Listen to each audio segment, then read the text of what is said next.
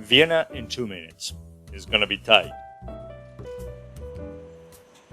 So we first jump into its excellent public transit system, we ride by the monument to the Soviet soldier, and get to the first destination, which is the Belvedere Palace Museum.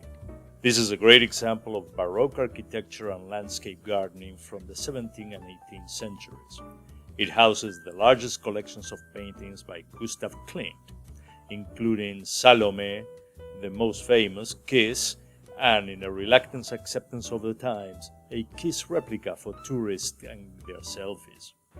For something totally different, we go to the Secession Museum. It is small, but it houses Gustav Klimt's Beethoven Frieze, which was his interpretation of the composer's Ninth Symphony. The Nash Market.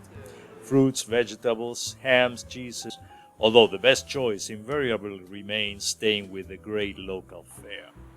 After lunch, exiting the Nash Market, we reach Majolica House, sporting a multicolored yet easy to clean facade built by the end of the 19th century using weatherproof ceramic Majolica tiles. The floral designs became a standard bearer for the floral Art Nouveau style. After a quick ride on the metro, we arrive at Schonbrunn. This beautiful palace, surrounded by similarly beautiful landscape grounds, became the summer residence of the imperial family in the mid-18th century and could accommodate more than 1,500 people. The gardens include a gloriette, a zoo, a maze, and the Palm House, which is a glass and iron construction that amplifies different sunlight conditions.